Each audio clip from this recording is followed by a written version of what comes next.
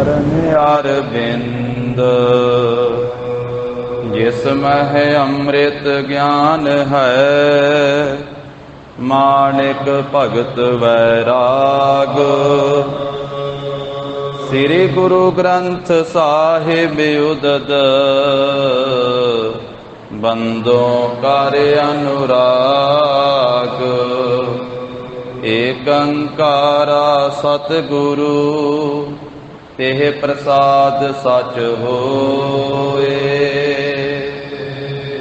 वाहिगुरु जी की फतेह,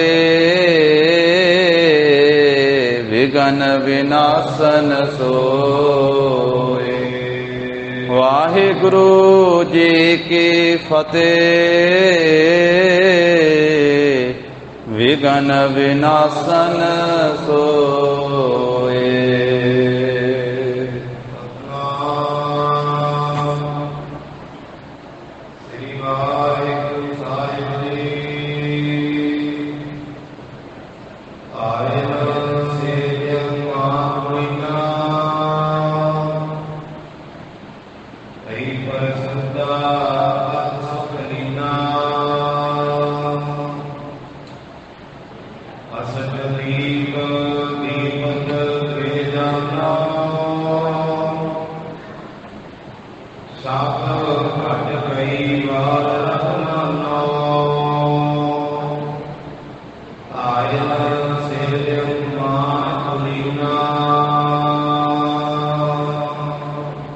वाहिगुरु जी का खालसा, वाहिगुरु जी की फतेह। या हर जहूर हाजिर हजूर सर्व कला भरपूर। दसां पातशाहियां दी जोत, तख्त चौर छतर दे मालिक धन श्री गुरु ग्रंथ साहिब जी महाराज। सतगुरां दी अपर अपार किरपा रहमत दा सदका जगत गुरु धन धन श्री गुरु नानक देव साहिब जी महाराज, सतगुरां दे पावन सचखंड दरबार गुरुद्वारा श्री बेर साहिब जी विखे सजे हुए सुंदर दीवान की हाजरी भर रही गुरु की साजी नवाजी हुई साध संगत जीओ। सतगुरां ने कृपा की है, अपने अमृतमयी दर्शन बख्शिश कीते, सत संगत का अमोलक सुभागा समा प्राप्त होया है। लड़ीवार रूप दे विच जगत गुरु जी दे पावन इतिहास की गाथा सरवण कर रहे हाँ। जिस प्रकार महाराज साहब जी ने प्रकाश धारिया, कुछ प्रसंग साध संगत जी आपां कल सरवण कीता है, कुछ अज दे दीवान विच आवेगा।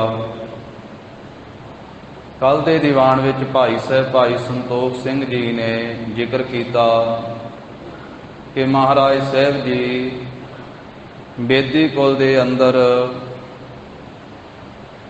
प्रगट होए। फिर संमत केड़ा सी? संबत 9 खट सहस 26 हो अवतार प्रगट जगदीशा। 1526 विक्रमी संमत कतक महीने की पूर्णमासी ये भाई साहब जी ने जिक्र किया। उर्ज मास की पूर्णमासी, हर कीरत सो जौन प्रकाशी। संबत 9 खट सहस 26 हो अवतार प्रगट जगदीशा। ये कतक महीने की पूर्णमासी का जिथे भाई संतोख सिंह जी ने जिक्र किया है, जिथे जन्म साखी विच भी जिक्र आया, होर इतिहासकारां ने भी ये जिक्र किया। उत्थे भाई साहब भाई गुरदास साहब जी ने भी कतक दी पुन्निया का ही जिक्र किया। भाई साहब जी का वचन आउंदा है, कारतक मास रुत सरद पूर्णमासी, 8 जाम 60 घरी आज तेरी बारी है। कारतक मास कतक का महीना ये भागां वाला है। रुत सरद पूर्णमासी, पूर्णमासी का दिन अमृत वेला महाराज साहब जी प्रगट होए। और उस मौके के उत्ते सबनों अचनचेत ही भयो अचानक सबन उशाहा बिन कारण मन लख ना सकाहा। सबनों खुशी प्राप्त हुई, उत्साह प्राप्त होया, पर जानिया नहीं जाता भी ये खुशी किस तरह प्राप्त हुई है। सारिਆਂ ਦੇ ਮਨਾਂ ਦੇ ਵਿੱਚ एक अपने आप ही खुशी पैदा हो गई राए भोए ਦੇ तलवंडी वासियों ਦੇ। होर भी ਜਿਹੜੇ संसार ਦੇ ਵਿੱਚ महापुरख सन, बंदगी वालियां रूहां, ਉਹਨਾਂ ਨੂੰ ਵੀ ਉਤਸ਼ਾਹ ਪ੍ਰਾਪਤ ਹੋਇਆ। ਜੋ ਆਕਾਸ਼ ਵਿੱਚ ਵਿਚਰਨ ਵਾਲੇ ਦੇਵਤੇ ਆਦਿਕ ਹਨ, ਉਹਨਾਂ ਨੂੰ ਖੁਸ਼ੀ ਹੋਈ, ਉਹਨਾਂ ਨੇ ਸੰਖ ਵਜਾਏ, ਜੈ ਜੈਕਾਰ ਕੀਤੀ, ਤੇ ਫਿਰ ਉਹਨਾਂ ਨੇ ਚੰਦਨ ਤੇ ਕੇਸਰ ਲਾ ਕਰਕੇ, ਚੰਦਰ ਰਗੜ ਕਰਕੇ ਤੇ ਸੁਗੰਧੀ ਸਤਿਕਾਰਯੋਗ ਮਹਿਤਾ ਕਲਿਆਣ ਚੰਦ ਜੀ ਦੇ ਘਰ ਦੇ ਉੱਤੇ ਛਿੜਕੀ, ਫੁੱਲਾਂ ਦੀ ਵਰਖਾ ਕੀਤੀ ਦੇਵਤਿਆਂ ਨੇ। क्योंकि सब देवी देवते गुरु साहब जी नूं नमस्कारां करते हैं। भाई गुरदास साहब जी का बचन है, वो कहिंदे सतगुर नानक देव देव देवी सब ध्यावै है। कि सतगुरु नानक देव साहब महाराज नूं सारे देवते सारियां देवियां नमस्कारां करते हैं ते महाराज साहब जी नूं ध्याउंदे आ, गुरु जी का जस करते। जदों आपां भट्ट साहिबां दे सवैये पढ़ते हाँ, ते जो सवैये महल्ले के पहले हैं, सवैये महल्ले पहले के पहले पातशाह के सवैये 10 सवैये कल भट्ट जी के उच्चारण किए हैं। सवैये महल्ले पहले के भाव पहले पातशाह की उस्तति के सवैये, वो 10 ही सवैयां दे विच 4 युगां दे विच जिहड़े भगत संत होए उन्हां दा जिक्र किया भी उन्हां सारियां ने श्री गुरु नानक साहब महाराज का जस गाया। सतयुग वालियां ने, त्रेते वालियां ने, द्वापर वालियां ने, कलयुग के भगतां ने भी सतगुरु जी का जस गाया। ते आरंभ विच भट्ट साहिबान कहिंदे एक मन पुरख ध्याए वर दाता, संत सहार सदा विख्याता, तास चरण ले हृदय बसावो, तो परम गुरु नानक गुण गावो, गावो गुण परम गुरु सुख सागर, दुरत निवारण शब्द सरे, गावह गंभीर धीर मत सागर, जोगी जंगम ध्यान धरे। अगे कहिंदे आ गावह इंद्राद, कि इंद्र देवता भी गुरु जी के जस नूं गाउंदा है, ते इंद्र देवते तो आदि बाकी सारे देवते भी गुरु जी का जस गाउंदे। गावह इंद्राद, भगत प्रहलाद, एक भगत प्रहलाद भी, ते जदों आद लग जाए नाल ते फिर बाकी सारे भी विच आउंदे। जदों बहुता कुछ लिखना होवे ते थोड़ा जिहा लिख के मगर आद लिख दिता जाता ना, कि सारा कुछ विच आ जांदा, फिर इतिहाद कह दिता जाता। इत्थे भट्ट साहिबाना ने आखिया गावह इंद्राद, भी इंद्र देवता भी गाउंदा ते आद जदों कहता भी बाकी सारे देवते भी महाराज का जस गाउंदे। फिर आखिया गावह इंद्राद भगत प्रहलादिक, भगत प्रहलाद ते आदिक बाकी सारे भगत भी महाराज के जस नूं गाउंदे। आत्म रस जिन जाणियो कब कल सुजस गावो, गुरु नानक राज जोग जिन माणियो। जिस श्री गुरु नानक साहब महाराज ने राज जोग माणिया, राज भी ते जोग भी, राज विच जोग माणिया। तो इस प्रकार नाल ये गुरु की बाणी विच भी ये जिक्र आया। भाई गुरदास साहब जी ने, जिवें भाई साहब जी ने एक पौड़ी च महाराज साहब जी के वख-वख थावां ते विचरण का जिक्र किया ना, गढ़ बगदाद निवाए के मक्का मदीना सब निवाया, सिद्ध 84 मंडली खड़ दर्शन पाखंड जनाया, पातालां आकाश लख जित्ती धरती जगत समाया, जित्ती नवखंड मेदनी सतनाम दा चक्कर फिराया। अगली पंक्ति जी कहिंदे देव दानो राक्ष दैंत सब चित गुप्त सब चरनी लाया, इंद्रासन अपशरा, अपशरा कहिंदे आ देवतियां दे घर वालियां नूं। इंद्रासन अपशरा, राग रागणी मंगल गाया, रागां ने भी ते रागणियां ने भी मंगल गाया, खुशी गाई, खुशी कीती है। ते अपशरा ने भी, देवतियां ने भी, देवतियां दे घर वालियां ने भी महाराज का जस गाया। देव दानो राक्ष दैंत सब चित गुप्त सब चरनी लाया, ਇੰਦਰਾਸਣ ਅਪਸ਼ਰਾ ਰਾਗ ਰਾਗਣੀ ਮੰਗਲ ਗਾਇਆ, ਭਇਆ ਆਨੰਦ ਜਗਤ ਵਿੱਚ ਕਲ ਤਾਰਨ ਗੁਰ ਨਾਨਕ ਆਇਆ, ਹਿੰਦੂ ਮੁਸਲਮਾਨ ਨਿਵਾਇਆ। ਤਾਂ ਇਹ ਸਾਧ ਸੰਗਤ ਜੀ ਦੇਵਤਿਆਂ ਦੇ ਫੁੱਲਾਂ ਦੀ ਵਰਖਾ ਕਰਨ ਦਾ ਜ਼ਿਕਰ ਕੱਲ ਆਇਆ ਹੈ। ਇਸ ਤੋਂ ਅੱਗੇ ਜਦੋਂ ਮਹਾਰਾਜ ਦਾ ਪ੍ਰਕਾਸ਼ ਹੋਇਆ ਤੇ ਫਿਰ ਦਾਈ ਭਾਗਾਂ ਵਾਲੀ ਹੋਈ, ਉਹ ਪ੍ਰਸੰਗ ਅੱਜ ਆ ਰਿਹਾ ਹੈ। ਸ਼ਰਧਾ ਭਾਵਨਾ ਸਹਿਤ ਸਰਵਣ ਕਰੀਏ। ਧੰਨ ਸ੍ਰੀ ਗੁਰੂ ਨਾਨਕ ਦੇਵ ਸਾਹਿਬ ਮਹਾਰਾਜ ਜੀ ਦਾ ਪਾਵਨ ਧਿਆਨ ਧਰਦਿਆਂ ਹੋਇਆਂ ਉਚਾਰਨ ਕਰੋ ਜੀ। ਸਤਿਨਾਮ ਸ੍ਰੀ ਵਾਹਿਗੁਰੂ ਸਾਹਿਬ ਜੀ।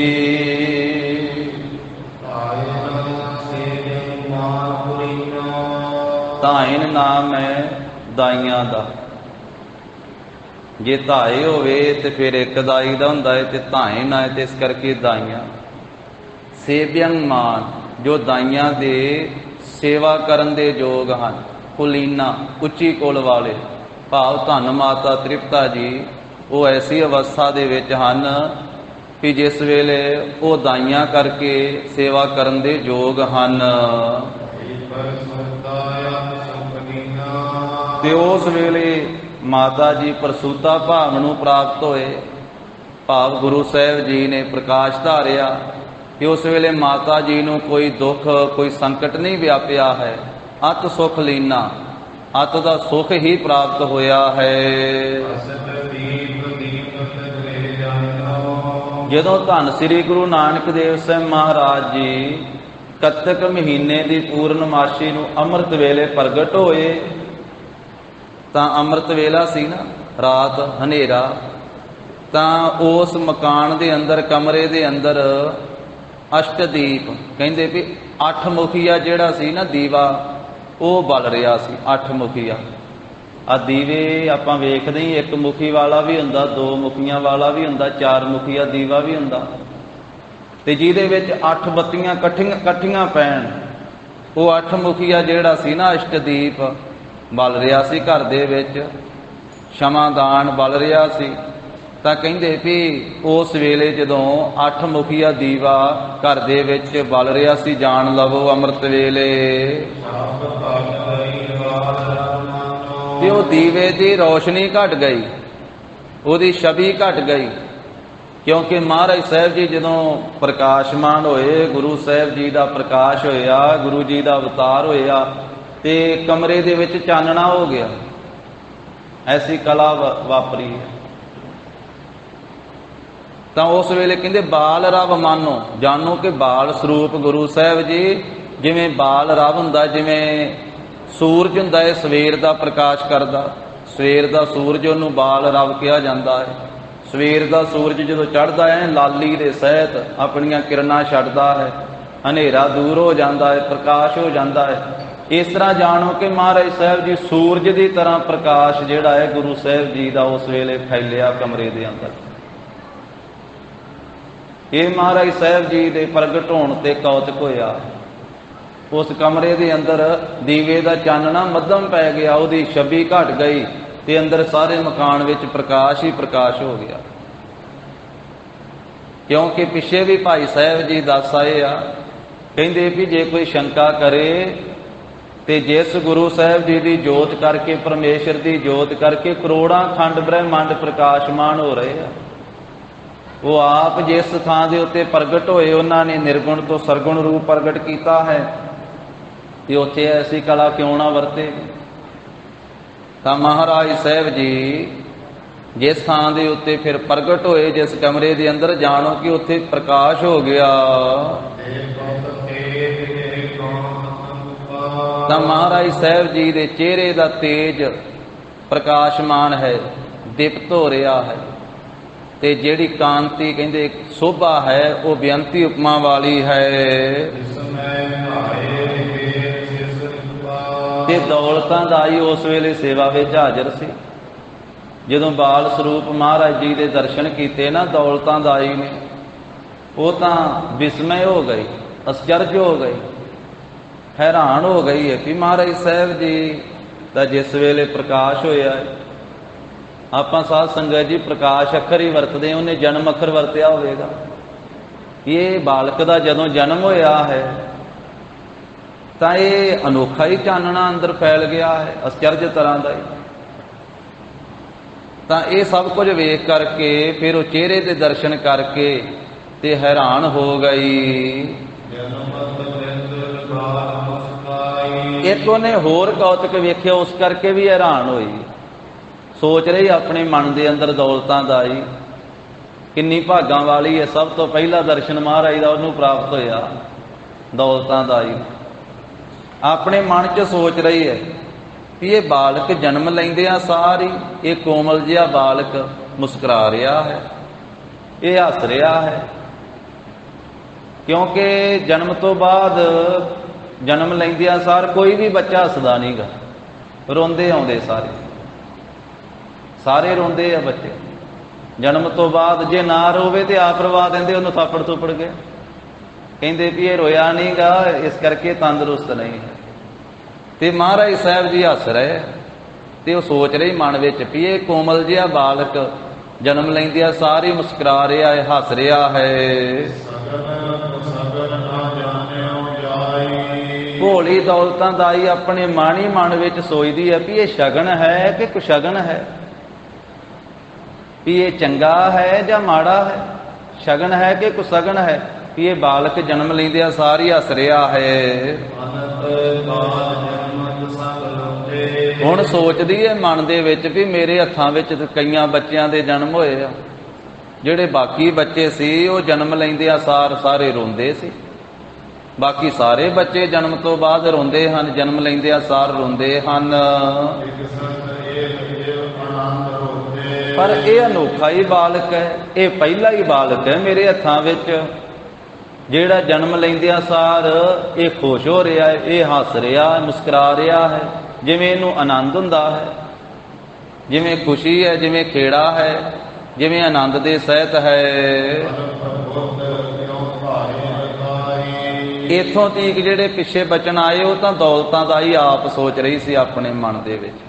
ਹੁਣ ਇਹ ਪੰਕਤੀ ਆਪਣੇ ਵੱਲੋਂ ਭਾਈ ਸੰਤੋਖ ਸਿੰਘ ਜੀ ਆਪਣੀ ਰਾਏ ਦਿੰਦੇ, ਉਹ ਕਹਿੰਦੇ ਆ ਕਿ ਅਲਪ ਬੁੱਧ ਦੌਲਤਾਂ ਦਾਈ ਜਿਹੜੀ ਹੈ ਨਾ, ਥੋੜੀ ਜਿਹੀ ਬੁੱਧੀ ਵਾਲੀ, ਭਾਵ ਅਸੀਂ ਜਿੰਨੇ ਵੀ ਜੀਵ ਵਾਂ ਸਾਡੀ ਬੁੱਧੀ ਕੋਈ ਬਹੁਤੀ ਵੱਡੀ ਥੋੜਾ ਹੈ, ਰੱਬ ਨੂੰ ਸਮਝਣ ਵਾਸਤੇ, ਪਰਮੇਸ਼ਰ ਨੂੰ ਸਮਝਣ ਵਾਸਤੇ ਥੋੜੀ ਬੁੱਧੀ ਵਾਲੇ ਹੀ ਆ, ਕਿਰਤ ਹਾਂ ਉਹ ਕਰਤਾ ਹੈ। ਇਸ ਕਰਕੇ ਕਿਰਤ ਕਰਤੇ ਨੂੰ ਕਿਵੇਂ ਜਾਣ ਸਕਦੀ, ਕਿਵੇਂ ਸਮਝ ਸਕਦੀ ਹੈ, ਜਾਸੀ ਕੀਤਾ ਜਾ ਸਕਦਾ। ਕਰਤੇ ਕੀ ਮਿੱਤ ਨਾ ਜਾਣੇ ਕੀਆ, ਕਿਰਤ ਕਿਰਤ ਹੀ ਹੁੰਦੀ ਹੈ ਤੇ ਕਰਤਾ ਕਰਤਾ ਹੀ ਹੁੰਦਾ ਹੈ। ਇਸ ਕਰਕੇ ਭਾਈ ਸਾਹਿਬ ਜੀ ਕਹਿੰਦੇ ਵੀ ਭਾਵੇਂ ਤਾਂ ਭਾਗਾਂ ਵਾਲੀ ਦੌਲਤਾਂ ਦਾ ਹੀ, ਪਰ ਉਹ ਆਪਣੇ ਮਨ ਵਿੱਚ ਇੱਕ ਆਫੇ ਲਾ ਰਹੀ ਹੈ, ਇਹ ਸੋਚ ਰਹੀ ਹੈ ਵੀ ਇਹ ਸ਼ਗਨ ਹੈ ਕਿ ਕੁਸ਼ਗਨ ਹੈ। ਕਹਿੰਦੇ ਵੀ ਅਲਪ ਬੁੱਧ ਵਾਲੀ, ਥੋੜੀ ਜਿਹੀ ਬੁੱਧੀ ਵਾਲੀ ਦਾਈ ਕਿਵੇਂ ਜਾਣ ਸਕਦੀ ਹੈ ਇਸ ਗੱਲ ਨੂੰ ਵੀ ਜਿਹੜਾ ਬਾਲਕ ਤੇਰੇ ਹੱਥਾਂ ਦੇ ਵਿੱਚ ਜਨਮਿਆ ਹੈ, ਜਿਸ ਨੇ ਅਵਤਾਰ ਲਿਆ ਹੈ, ਪ੍ਰਕਾਸ਼ ਧਾਰਿਆ ਹੈ, ਬਾਕੀ ਬੱਚਿਆਂ ਵਰਗਾ ਨਹੀਂ, ਨਾ ਇਹ ਗਰਭ ਦੇ ਵਿੱਚ ਪੁੱਠਾ ਲਟਕਦਾ ਆਇਆ ਹੈ। ਇਹ ਨਹੀਂ ਵੀ ਬਾਕੀ ਬੱਚਿਆਂ ਵਾਂਗੂ ਇਹ 9 ਮਹੀਨੇ ਗਰਭ ਵਿੱਚ ਪੁੱਠਾ ਲਟਕਿਆ, ਇਹ ਤਾਂ ਇਸ ਤਰ੍ਹਾਂ ਦੀ ਆਪਣੀ ਮਾਇਆ ਵਰਤਾ ਕੇ ਆਪਣੇ ਪ੍ਰਗਟ ਹੋਣ ਦਾ ਇੱਕ ਕੌਤਕ ਰਚ ਦਿੱਤਾ ਹੈ ਪਰਮੇਸ਼ਰ ਜੀ ਨੇ। ਫਿਰ ਰੱਬ ਥੋੜਾ ਜੂਨੀ ਵਿੱਚ ਆਉਂਦਾ। ਗੁਰੂ ਗ੍ਰੰਥ ਸਾਹਿਬ ਦੇ ਅੰਦਰ ਬਚਨ ਹੈ ਤੀਜੇ ਪਾਤਸ਼ਾਹ ਦਾ, ਮਹਾਰਾਜ ਕਹਿੰਦੇ ਉਹ ਤਾਂ ਮੂੰਹ ਹੀ ਸੜ ਜਾਵੇ ਜਿਹੜਾ ਮੂੰਹ ਕਹਿੰਦਾ ਵੀ ਰੱਬ ਵੀ ਜੂਨੀਆਂ ਵਿੱਚ ਆਉਂਦਾ। ਸੋ ਮੁਖ ਜਲੋ ਜਿਤ ਕਹਿ ਹੈ ਠਾਕੁਰ ਜੋਨੀ, ਆਖਿਆ ਉਹ ਮੁਖ ਹੀ ਸੜ ਜਾਵੇ ਜਿਹੜਾ ਮੁਖ ਕਹਿੰਦਾ ਵਾ ਵੀ ਮਾਲਕ ਵੀ ਜੂਨੀਆਂ ਵਿੱਚ ਆਉਂਦਾ। ਫਿਰ ਅਜੂਨੀ ਦਾ ਕੀ ਅਰਥ ਹੋਇਆ? ਜਦੋਂ ਮੂਲ ਮੰਤਰ ਪੜ੍ਹਦੇ ਤੇ ਉਹਦੇ ਵਿੱਚ ਰੱਬ ਦੀ ਜਦੋਂ ਵਿਆਖਿਆ ਕੀਤੀ ਤੇ ਆਖਿਆ ਉਹ ਅਜੂਨੀ, ਅਜਨਮਾ ਇਹ ਜੂਨੀਆਂ ਵਿੱਚ ਨਹੀਂ ਆਉਂਦਾ, ਉਹ ਨਹੀਂ ਗਰਭ ਵਿੱਚ ਪੈਂਦਾ। ਫਿਰ ਉਹ ਕਿਵੇਂ ਆ? ਤੇ ਮਹਾਰਾਜ ਕਹਿੰਦੇ ਸਹਿ ਭੰਗ ਆਪਣੇ ਆਪ ਤੋਂ ਪ੍ਰਕਾਸ਼ਮਾਨ, ਇਹ ਪ੍ਰਕਾਸ਼ ਧਾਰਿਆ ਤਾਂ ਹੀ ਅਵਤਾਰ ਅੱਖਰ ਵਰਤਿਆ ਜਾਂਦਾ। ਅਸਲ ਵਿੱਚ ਜਨਮ ਅੱਖਰ ਜਿਹੜਾ ਵਰਤਣਾ ਪੈਂਦਾ ਵਾ, ਪਰ ਗੁਰੂ ਸਾਹਿਬ ਦਾ ਜਨਮ ਨਹੀਂ ਹੁੰਦਾ, ਨਾ ਜਨਮ ਹੈ ਤੇ ਨਾ ਮਰਨ ਹੈ। ਇਹ ਆਪਣੀ ਮਾਇਆ ਕੌਤਕ ਉਹ ਦਾਈ ਨੂੰ ਇਸ ਤਰ੍ਹਾਂ ਦਰਸ਼ਨ ਵਿਖਾ ਦਿੱਤੇ, ਉਹ ਆਪਣੀ ਮਾਇਆ ਨਾਲ ਹੀ, ਆਪਣੀ ਕੁਦਰਤ ਨਾਲ ਹੀ ਸਾਰੇ ਖੇਡ ਰਚ ਦਿੱਤੀ। ਉਹ ਆਪਣੀ ਸ਼ਕਤੀ ਦੇ ਨਾਲ ਹੀ ਸਾਰਾ ਕੁਝ ਵਰਤਾ ਦਿੰਦੇ ਹਨ, ਪਰ ਆਪ ਗਰਭ ਵਿੱਚ ਪੁੱਠੇ ਨਹੀਂ ਲਟਕਦੇ ਪਰਮੇਸ਼ਰ। ਭਾਈ ਸੰਤੋਖ ਸਿੰਘ ਜੀ ਕਹਿੰਦੇ ਦੌਲਤਾਂ ਦਾ ਜੀ ਕਿਵੇਂ ਜਾਣ ਸਕੇ ਵੀ ਇਹ ਜਿਹੜਾ ਬਾਲਕ ਹੱਸ ਰਿਹਾ ਹੈ ਨਾ, ਇਹਨੂੰ ਜਨਮ ਮਰਨ ਦੀ ਪੀੜਾ ਨਹੀਂ ਹੈ, ਕਿਉਂਕਿ ਇਹ ਪੁੱਠਾ ਲਟਕਦਾ ਨਹੀਂ ਆਇਆ, ਇਹਨੇ ਤਾਂ ਇਹ ਕੌਤਕ ਰਚ ਦਿੱਤਾ ਹੈ, ਇਹ ਆਪਣੀ ਜੋਤ ਨੂੰ ਇਹਨੇ ਸਿੱਧਾ ਹੀ ਪ੍ਰਗਟ ਕੀਤਾ ਵਾ। ਇਸ ਤਰ੍ਹਾਂ ਇਹ ਕੌਤਕ ਰਚ ਕੇ ਇਹ ਚੋਜ ਵਾ, ਚੋਜੀ ਪ੍ਰੀਤਮ ਆ ਨਾ, ਚੋਜ ਕਰਨ ਵਾਲਾ। ਇਸੇ ਗੱਲ ਨੂੰ ਤੇ ਆਖਿਆ ਤੁਮਰੀ ਗਤ ਮਿਤ ਤੁਮ ਹੀ ਜਾਨੀ, ਨਾਨਕ ਦਾਸ ਸਦਾ ਕੁਰਬਾਨੀ। ਕਿਉਂਕਿ ਇਹ ਤਾਂ ਉਹ ਬਾਲਕ ਹੈ, ਇਹਨੂੰ ਤਾਂ ਜਨਮ ਮਰਨ ਦੀ ਪੀੜਾ ਕੀ ਹੋਣੀ, ਜਿਸ ਨੇ ਇਹਦਾ ਦਰਸ਼ਨ ਕਰ ਲੈਣਾ ਉਹਦੀ ਜੰਮਣ ਮਰਨ ਦੀ ਪੀੜਾ ਦੂਰ ਹੋ ਜਾਣੀ ਆ। ਜਿਸ ਨੇ ਭਾਵਨਾ ਦੇ ਨਾਲ ਇਸ ਦਾ ਨਾਮ ਲੈ ਲੈਣਾ ਨਾ, ਉਹਦਾ ਜੰਮਣਾ ਮਰਨਾ ਕੱਟਿਆ ਜਾਣਾ। ਮਹਾਰਾਜ ਸਾਹਿਬ ਨੇ ਆਖਿਆ ਨਾ, ਪੰਜਵੇਂ ਪਾਤਸ਼ਾਹ ਦਾ ਬਚਨ, ਮੈਂ ਮੂਰਖ ਕੀ ਕੇਤਕ ਬਾਤ ਹੈ, ਕੋਟ ਅਪਰਾਧੀ ਤਰਿਆ ਰੇ। ਗੁਰ ਨਾਨਕ ਜਿਨ ਸੁਣਿਆ ਪੇਖਿਆ, ਗੁਰ ਨਾਨਕ ਜਿਨ ਸੁਣਿਆ ਪੇਖਿਆ,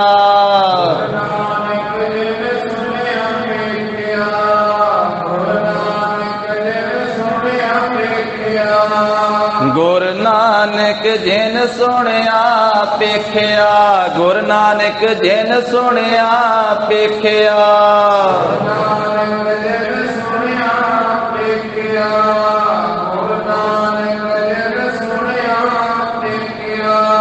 ਸੇ ਫਿਰ ਗਰਭਾਸ ਨ ਪਰਿਆ ਰੇ, ਸੇ ਫਿਰ ਗਰਭਾਸ ਨ ਪਰਿਆ ਰੇ।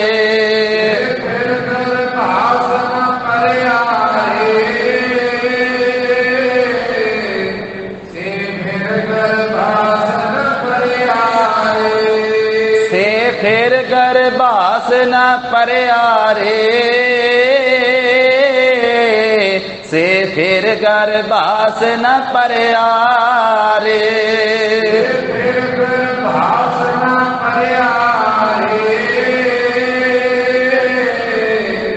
ਸੇ ਫਿਰ ਗਰਭਾਸ ਨ ਪਰਿਆ ਰੇ। ਮਹਾਰਾਜ ਕਹਿੰਦੇ ਜਿਸ ਨੇ ਸ੍ਰੀ ਗੁਰੂ ਨਾਨਕ ਦੇਵ ਸਾਹਿਬ ਮਹਾਰਾਜ ਜੀ ਨੂੰ ਸੁਣ ਲਿਆ ਭਾਵਨਾ ਨਾਲ, ਜਿਸ ਨੇ ਪੇਖਿਆ ਦਰਸ਼ਨ ਕੀਤੇ ਭਾਵਨਾ ਦੇ ਨਾਲ, ਉਹ ਦੁਬਾਰਾ ਫਿਰ ਗਰਭ ਵਿੱਚ ਨਹੀਂ ਪਿਆ, ਉਹਦਾ ਜੰਮਣਾ ਮਰਨਾ ਕੱਟਿਆ ਗਿਆ, ਉਹਦੀ ਪੀੜ ਕੱਟੀ ਗਈ ਜਿਸ ਨੇ ਗੁਰੂ ਦਾ ਦਰਸ਼ਨ ਕਰ ਲਿਆ।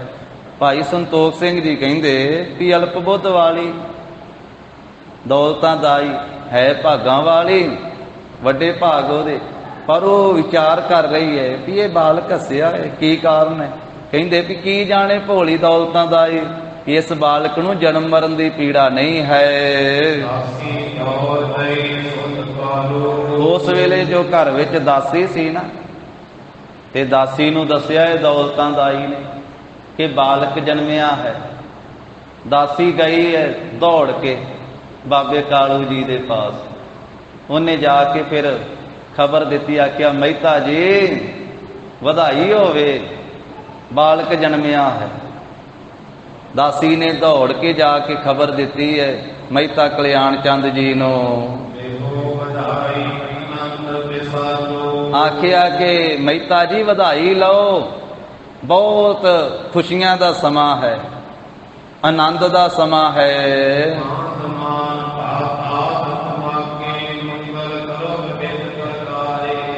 ਕਾਂਤ ਮਾਨ ਭਾ ਤਾਤ ਤੁਮਾਰੇ।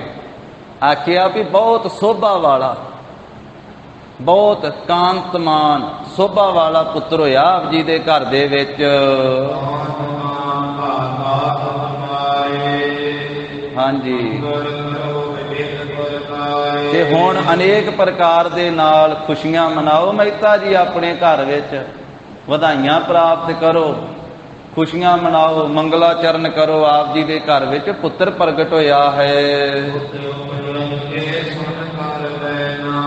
ਜਿਸ ਵੇਲੇ ਮਹਿਤਾ ਕਲਿਆਣ ਚੰਦ ਜੀ ਨੇ ਦਾਸੀ ਦੇ ਕੋਲੋਂ ਇਹ ਗੱਲ ਸੁਣੀ ਹੈ, ਇਹ ਖਬਰ ਸੁਣੀ ਹੈ ਕਿ ਪੁੱਤਰ ਪ੍ਰਗਟ ਹੋਇਆ ਹੈ,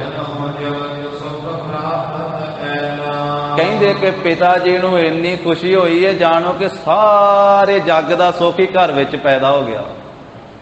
ਜਿੰਨਾ ਸਾਰੇ ਜੱਗ ਨੂੰ ਸੁੱਖ ਪ੍ਰਾਪਤ ਹੋਵੇ ਨਾ, ਇੰਨਾ ਪਿਤਾ ਮਹਿਤਾ ਕਲਿਆਣ ਚੰਦ ਨੂੰ ਸੁੱਖ ਪ੍ਰਾਪਤ ਹੋਇਆ, ਇੰਨੀ ਖੁਸ਼ੀ ਪ੍ਰਾਪਤ ਹੋਈ ਹੈ, ਸਾਰੇ ਜੱਗ ਜਿੰਨਾ ਸੁੱਖ ਪ੍ਰਾਪਤ ਹੋਇਆ। ਜਦੋਂ ਇਹ ਖਬਰ ਮਿਲੀ ਹੈ ਕਿ ਮਹਿਤਾ ਜੀ ਪੁੱਤਰ ਪੈਦਾ ਹੋਇਆ ਹੈ। ਇੰਨੀ ਜ਼ਿਆਦਾ ਖੁਸ਼ੀ, ਇੰਨਾ ਜ਼ਿਆਦਾ ਚਾਅ ਪ੍ਰਾਪਤ ਹੋਇਆ, ਜਿਵੇਂ ਕਹਿੰਦੇ ਕੋਈ ਜਨਮ ਤੋਂ ਰੰਕ ਹੋਵੇ, ਜਨਮ ਤੋਂ ਹੀ ਕੰਗਾਲ ਹੋਵੇ ਤੇ ਉਹਦੇ ਘਰ ਦੇ ਵਿੱਚ ਅਚਨਚੇਤ ਹੀ ਕਲਪ ਵ੍ਰਿਸ਼ ਲੱਗ ਜਾਵੇ, ਜਿਹੜੀਆਂ ਮਨ ਦੀਆਂ ਇੱਛਾਵਾਂ ਸਹਿਤ ਫਲ ਦੇਣ ਵਾਲਾ। ਅਚਾਨਕ ਹੀ ਘਰ ਦੇ ਵਿੱਚ ਕਲਪ ਵ੍ਰਿਸ਼ ਲੱਗ ਜਾਵੇ। ਜਨਮ ਤੋਂ ਕੰਗਾਲ ਹੈ ਜੋ, ਜਿਵੇਂ ਉਹਨੂੰ ਖੁਸ਼ੀ ਹੁੰਦੀ ਹੈ ਇਸ ਤਰ੍ਹਾਂ ਦੀ ਖੁਸ਼ੀ ਹੋਈ। ਜਿਵੇਂ ਗਰੀਬ ਦੇ ਘਰ ਦੇ ਵਿੱਚ ਕਹਿੰਦੇ ਵੀ ਕਲਪ ਵ੍ਰਿਸ਼ ਆ ਕੇ ਲੱਗ ਗਿਆ ਹੋਵੇ, ਇਸ ਤਰ੍ਹਾਂ ਹਿਰਦਾ ਪ੍ਰਸੰਨ ਹੋਇਆ ਬਾਬੇ ਮਹਿਤਾ ਕਲਿਆਣ ਚੰਦ ਜੀ ਦਾ। ਉਸੇ ਵੇਲੇ ਛੇਤੀ ਨਾਲ ਜਾ ਕਰਕੇ ਅੰਮ੍ਰਿਤ ਵੇਲੇ ਹੀ ਤੜਕੇ ਤੜਕੇ ਤੇ ਜਾ ਕੇ ਇਸ਼ਨਾਨ ਕੀਤਾ ਹੈ। ਵਸਤਰਾਂ ਦੇ ਸਹਿਤ ਹੀ ਕਹਿੰਦੇ ਇਸ਼ਨਾਨ ਕਰ ਲਿਆ, ਜਿਵੇਂ ਵੇਦਾਂ ਨੇ ਦੱਸਿਆ, ਕਿਉਂਕਿ ਵੇਦਾਂ ਨੂੰ ਪੜ੍ਹਨ ਸੁਣਨ ਵਾਲੇ ਸੀ। ਜਿਵੇਂ ਵੇਦ ਦੇ ਵਿੱਚ ਦੱਸਿਆ ਹੈ, ਜਿਸ ਤਰੀਕੇ ਦੇ ਨਾਲ ਉਹ ਸੁਣਿਆ ਸੀ ਤੇ ਉਸੇ ਵਿਧੀ ਦੇ ਨਾਲ ਵਸਤਰਾਂ ਦੇ ਸਮੇਤ ਹੀ ਅੰਮ੍ਰਿਤ ਵੇਲੇ ਇਸ਼ਨਾਨ ਕਰ ਲਿਆ। ਉਹ 2:30 ਵਜੇ ਦੇ ਨਾਲ ਅੰਮ੍ਰਿਤ ਵੇਲੇ, ਜਿਸ ਸਮੇਂ ਸਾਧ ਸੰਗਤ ਜੀ ਮਹਾਰਾਜ ਦਾ ਪ੍ਰਕਾਸ਼ ਹੋਇਆ ਤੇ ਹਰ ਸਾਲ ਇੱਥੇ ਸੁਲਤਾਨਪੁਰ ਸਾਹਿਬ ਦੇ ਵਿੱਚ ਗੁਰੂ ਕੀਆਂ ਸੰਗਤਾਂ ਸ੍ਰੀ ਬੇਰ ਸਾਹਿਬ ਇਸ ਪਵਿੱਤਰ ਸਥਾਨ ਤੇ ਮਹਾਰਾਜ ਦਾ ਪ੍ਰਕਾਸ਼ ਗੁਰਪੁਰਬ ਮਨਾਇਆ ਜਾਂਦਾ ਤੇ ਅੰਮ੍ਰਿਤ ਵੇਲੇ ਹੀ ਸ੍ਰੀ ਅਖੰਡ ਪਾਠ ਸਾਹਿਬ ਦੇ ਭੋਗ ਸੰਪੂਰਨ ਹੁੰਦੇ ਹਨ। ਜਿਸ ਵੇਲੇ ਭੋਗ ਸੰਪੂਰਨ ਹੁੰਦੇ ਅੰਮ੍ਰਿਤ ਵੇਲੇ, ਉਸ ਮੌਕੇ ਤੇ ਮਹਾਰਾਜ ਦਾ ਪ੍ਰਕਾਸ਼ ਹੋਇਆ ਤੇ ਉਸ ਸਮੇਂ ਪਿਤਾ ਜੀ ਨੇ ਫਿਰ ਵਸਤਰਾਂ ਦੇ ਸਮੇਤ ਜਾ ਕਰਕੇ ਕਹਿੰਦੇ ਇਸ਼ਨਾਨ ਕੀਤਾ ਹੈ ਤੇ ਹਿਰਦੇ ਦੇ ਵਿੱਚ ਪਰਮੇਸ਼ਰ ਦਾ ਧਿਆਨ ਧਰਿਆ ਹੈ ਪਿਤਾ ਮਹਿਤਾ ਕਲਿਆਣ ਚੰਦ ਜੀ ਨੇ। ਚੌਂਕੜਾ ਲਾ ਲਿਆ, ਪ੍ਰਭੂ ਦਾ ਧਿਆਨ ਹਿਰਦੇ ਵਿੱਚ ਧਰਿਆ ਤੇ ਦੋਵੇਂ ਹੱਥ ਜੋੜ ਕਰਕੇ ਪ੍ਰਭੂ ਦੇ ਅੱਗੇ ਨਮਸਕਾਰਾਂ ਕਰਦੇ ਹਨ। ਭਾਈ ਸੰਤੋਖ ਸਿੰਘ ਜੀ ਕਹਿੰਦੇ ਵੀ ਇਸ ਤਰੀਕੇ ਨਾਲ ਜਨਮ ਹੋਇਆ ਜਗਤ ਗੁਰੂ ਜੀ ਦਾ, ਇਸ ਤਰੀਕੇ ਦੇ ਨਾਲ ਪ੍ਰਕਾਸ਼ ਹੋਇਆ, ਪ੍ਰਗਟ ਹੋਏ ਜਗਤ ਗੁਰੂ ਜੀ। ਸੁੱਖ ਦੇਣ ਵਾਸਤੇ ਆਪਣੇ ਭਗਤਾਂ ਨੂੰ ਤੇ ਫਿਰ ਧਰਤੀ ਨੂੰ। ਧਰਤੀ ਨੇ ਪੁਕਾਰਾਂ ਕੀਤੀਆਂ ਨਾ, ਭਗਤਾਂ ਨੇ ਪੁਕਾਰਾਂ ਕੀਤੀਆਂ ਸੀ, ਹੇ ਪਰਮੇਸ਼ਰ ਜੀ ਆਓ ਧਰਤੀ ਤੋਂ ਪਾਪਾਂ ਦਾ ਬੋਝ ਲਾਓ, ਪਾਪਾਂ ਦਾ ਭਾਰ ਦੂਰ ਕਰੋ। ਇਸ ਕਰਕੇ ਧਰਤੀ ਨੂੰ ਸੁੱਖ ਦੇਣ ਵਾਸਤੇ ਤੇ ਭਗਤਾਂ ਨੂੰ ਸੁੱਖ ਦੇਣ ਵਾਸਤੇ ਜਗਤ ਗੁਰੂ ਜੀ ਦਾ ਆਗਮਨ ਹੋਇਆ। ਅੱਗੇ ਫਿਰ ਘਰ ਦੇ ਵਿੱਚ ਜਿਵੇਂ ਜਿਵੇਂ ਉਤਸ਼ਾਹ ਹੋਇਆ, ਜਿਵੇਂ ਜਿਵੇਂ ਖੁਸ਼ੀਆਂ ਮਨਾਈਆਂ ਗਈਆਂ,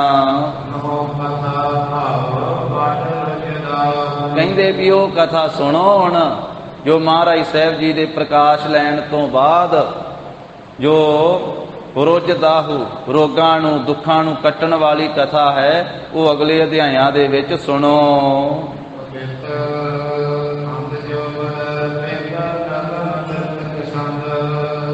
ਇਹ ਅੱਗੇ ਸਾਧ ਸੰਗਤ ਜੀ ਚੌਥਾ ਅਧਿਆਇ ਆਰੰਭ ਕਰਦਿਆਂ ਹੋਇਆਂ ਭਾਈ ਸਾਹਿਬ ਜੀ ਨਿਮਰਤਾ ਦੇ ਨਾਲ ਆਪਣੀ ਕਵਿਤਾ ਦੀ ਉਹ ਨਿਮਰਤਾ ਦੇ ਨਾਲ ਬੇਨਤੀ ਕਰਦੇ, ਕਹਿੰਦੇ ਵੀ ਮੇਰੀ ਕਵਿਤਾ ਕਿਸ ਤਰ੍ਹਾਂ ਦੀ ਹੈ ਤਾਂ ਅੱਤ ਦਰਜੇ ਦੇ ਕਵੀ, ਮਹਾਨ ਕਵੀ ਭਾਈ ਸੰਤੋਖ ਸਿੰਘ ਜੀ, ਪਰ ਉਹ ਨਿਮਰਤਾ ਦੇ ਨਾਲ ਇਹ ਗੱਲ ਕਹਿੰਦੇ ਮੇਰੀ ਕਵਿਤਾ ਅੰਧੀ ਹੈ, ਮੇਰੀ ਕਵਿਤਾ ਬੋਲੀ ਹੈ, ਮੇਰੀ ਕਵਿਤਾ ਪਿੰਗਲੀ ਹੈ, ਮੇਰੀ ਕਵਿਤਾ ਜਿਹੜੀ ਹੈ ਨਗਨ ਹੈ ਤੇ ਮਿਰਤਕ ਹੈ, ਇਹ ਮਿਰਤਕ ਹੈ ਕਵਿਤਾ। ਫਿਰ ਕਹਿੰਦੇ ਪੁਨਰੁਕਤੀ ਵਾਲੀ ਹੈ, ਇੱਕ ਇੱਕ ਗੱਲ ਨੂੰ ਵਾਰ-ਵਾਰ ਕਥਨ ਕਰਨ ਵਾਲੀ ਹੈ ਮੇਰੀ ਕਵਿਤਾ ਹੈ, ਫਿਰ ਇਹਦੇ ਅਰਥਾਂ ਦੀ ਸਮਝ ਨਹੀਂ ਆਉਂਦੀ ਹੈ, ਐਸੀ ਹੈ ਮੇਰੀ ਕਵਿਤਾ ਰਚੀ ਹੋਈ।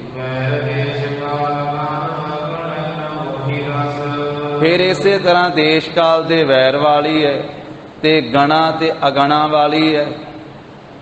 ਸੋ ਪਿੰਗਲ ਦੇ ਵਿੱਚ ਵਜਨ ਲਈ ਜਿਹੜੇ ਗਣ ਰੱਖੇ ਜਾਂਦੇ ਉਹ ਕੁਝ ਸ਼ੁਭ ਗਣ ਤੇ ਕੁਝ ਅਸ਼ੁਭ ਗਣ ਮੰਨੇ ਜਾਂਦੇ। ਜਿਹੜੇ ਸ਼ੁਭ ਗਣ ਉਹਨਾਂ ਨੂੰ ਗਣ ਕਿਹਾ ਜਾਂਦਾ, ਜਿਹੜੇ ਅਸ਼ੁਭ ਗਣ ਉਹਨਾਂ ਨੂੰ ਅਗਣ ਕਿਹਾ ਜਾਂਦਾ ਹੈ। ਕਹਿੰਦੇ ਵੀ ਇਸ ਤਰ੍ਹਾਂ ਇਹ 9 ਰਸਾਂ ਦੇ ਵਾਲੀ ਤੇ ਅਨੇਕ ਪ੍ਰਕਾਰ ਦੇ ਜੋ ਅਲੰਕਾਰ ਵਾਲੀ ਹੈ। ਜੋ ਅਨੇਕ ਪ੍ਰਕਾਰ ਦੇ ਅਲੰਕਾਰ ਉਹਨਾਂ ਦਾ ਕਹਿੰਦੇ ਮੈਨੂੰ ਭੇਦ ਹੀ ਨਹੀਂ, ਮੇਰੀ ਕਵਿਤਾ ਵਿੱਚ ਭੇਦ ਨਹੀਂ ਪੈਂਦਾ ਹੈ। ਕਹਿੰਦੇ ਗੁਣੀ ਜਨੋ ਆਪਣੇ ਮਨਾਂ ਵਿੱਚ ਜਾਣ ਲਓ, ਮੇਰੀ ਕਵਿਤਾ ਵਿੱਚ ਕੋਈ ਵੀ ਗੁਣ ਨਹੀਂ ਹੈ। ਕਹਿੰਦੇ ਜਿਹੜੇ ਗੁਣੀ ਜਨ ਉਹਨਾਂ ਦੇ ਇਹ ਹਾਸਯੋਗ ਮੇਰੀ ਕਵਿਤਾ ਹੈ, ਵੀ ਮੇਰੀ ਕਵਿਤਾ ਨੂੰ ਵੇਖ ਕੇ ਹੱਸਣਗੇ ਉਹ, ਕਿਉਂਕਿ ਇਹ ਅਟਪਟੀ ਜਾਵਈ। ਇਹਦੇ ਅਰਥ ਜਿਹੜੇ ਆ ਉਹ ਹੋਰ ਦੇ ਹੋਰ ਬਣਦੇ ਹਨ, ਇਹ ਅਟਪਟੀ ਗੱਲ ਜਾਂਦੀ ਹੈ।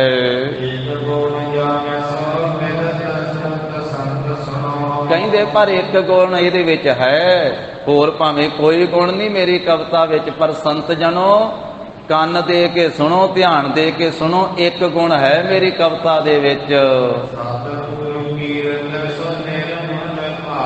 ਕਹਿੰਦੇ ਸਤਿਗੁਰੂ ਜੀ ਦੀ ਕੀਰਤੀ ਜਿਹੜੀ ਪਵਿੱਤਰ ਹੈ ਨਾ, ਉਹ ਮੇਰੀ ਕਵਿਤਾ ਵਿੱਚ ਹੈ। ਜੋ ਭਾਵਨਾ ਦੇ ਨਾਲ ਗੁਰੂ ਸਾਹਿਬ ਜੀ ਦੀ ਕੀਰਤੀ ਦਾ ਵਰਣਨ ਕੀਤਾ, ਇਹਦਾ ਭਾਵ ਕੀ ਹੋਇਆ? ਭਾਈ ਵੀਰ ਸਿੰਘ ਜੀ ਲਿਖਦੇ ਆ, ਕਹਿੰਦੇ ਵੀ ਕਵੀ ਜੀ ਕਾਵਿ ਦੇ ਪੰਡਤ ਹਨ, ਮਹਾਨ ਵਿਦਵਾਨ, ਤੇ ਇਹ ਕੁਛ ਨਿਮਰਤਾ ਨਾਲ ਆਖ ਰਹੇ ਆ।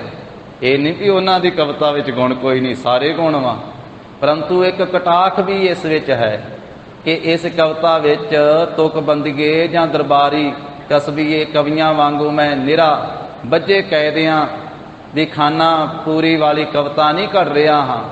ਮੈਂ ਜੋ ਸੁਤੇ ਸਿੱਧ ਆਪਣੇ ਅਗੰਮੀ ਪ੍ਰਵਾਹ ਵਿੱਚ ਉਚਾਰੀ ਜਾਂਦੀ ਕਵਿਤਾ ਹੈ ਉਹ ਉਚਾਰਦਾ ਹਾਂ, ਕਿਉਂਕਿ ਪ੍ਰਯੋਜਨ ਛੰਦਾਬੰਦੀ ਨਹੀਂ ਹੈ, ਪਰ ਸਤਿਗੁਰੂ ਜੀ ਦੀ ਕੀਰਤੀ ਹੈ। ਕੀਰਤੀ ਚਿੱਤ ਦੇ ਪ੍ਰੇਮ ਵਿੱਚੋਂ ਨਿਕਲਦੀ ਹੈ, ਤੇ ਪ੍ਰੇਮ ਅਸਲੀ ਰੱਬੀ ਉੱਚੀ ਕਵਿਤਾ ਦਾ ਮੂਲ ਕਾਰਨ ਹੈ। ਸੋ ਨਿਮਰਤਾ ਦੇ ਲਹਿਜੇ ਵਿੱਚ ਕਵੀ ਜੀ ਤੋਂ ਉਹਨਾਂ ਦੀ ਕਵਿਤਾ ਦੇ ਸੁਤੇ ਆਈ ਤੇ ਪ੍ਰੇਮ ਤੋਂ ਉਪਜੀ ਕਵਿਤਾ ਦੀ ਸੂਚਨਾ ਹੋ ਰਹੀ ਹੈ। ਇਹ ਗੱਲ ਅਗਲੇ ਦੋਹੇ ਤੋਂ ਵੀ ਪ੍ਰਗਟ ਹੁੰਦੀ, ਜਿਹੜਾ ਅਗਲਾ ਦੋਹਰਾ ਆ ਰਿਹਾ ਹੈ।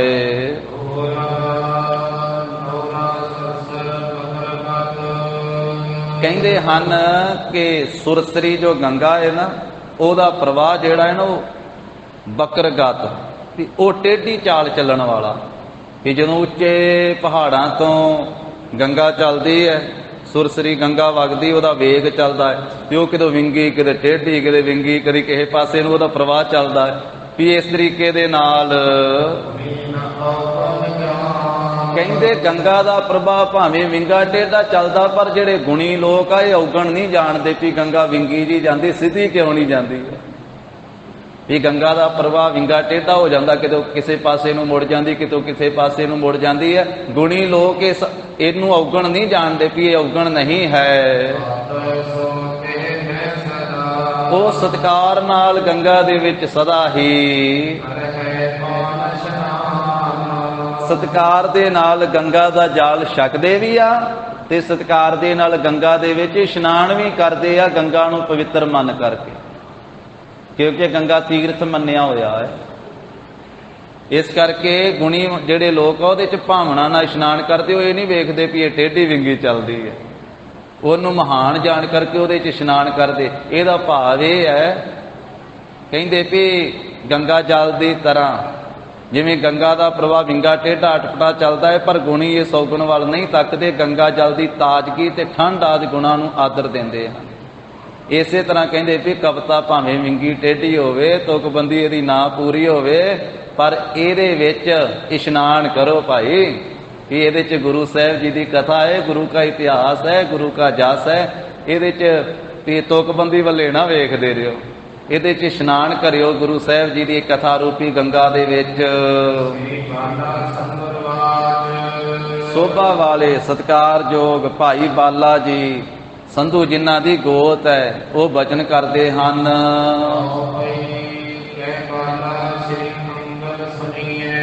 ਭਾਈ ਬਾਲਾ ਜੀ ਕਹਿੰਦੇ ਧੰਨ ਸ੍ਰੀ ਗੁਰੂ ਅੰਗਦ ਦੇਵ ਸਾਹਿਬ ਜੀ ਮਹਾਰਾਜ ਅਗਲੀ ਕਥਾ ਸੁਣੀਏ। ਜੋ ਸ੍ਰੀ ਗੁਰੂ ਨਾਨਕ ਸਾਹਿਬ ਮਹਾਰਾਜ ਜੀ ਦੀ ਪਵਿੱਤਰ ਕਥਾ ਹੈ, ਮਹਾਨ ਗੁਣਾਂ ਵਾਲੀ ਵਿਚਾਰ ਲਈਏ। ਹੁਣ ਜਿਸ ਦਿਨ ਅੰਮ੍ਰਿਤ ਵੇਲੇ ਧੰਨ ਸ੍ਰੀ ਗੁਰੂ ਨਾਨਕ ਸਾਹਿਬ ਜੀ ਨੇ ਪ੍ਰਕਾਸ਼ ਧਾਰਿਆ ਨਾ, ਗੁਰੂ ਜੀ ਦਾ ਅਵਤਰਨ ਹੋਇਆ ਤੇ ਦਿਨ ਚੜ੍ਹ ਗਿਆ, ਤੇ ਪਿਤਾ ਮਹਿਤਾ ਕਲਿਆਣ ਚੰਦ ਜੀ ਨੇ ਆਪਣੇ ਦਾਸ ਨੂੰ ਬੁਲਾਇਆ, ਦਿਨ ਚੜ੍ਹੇ ਤੋਂ ਨੌਕਰ ਨੂੰ ਬੁਲਾਇਆ ਹੈ।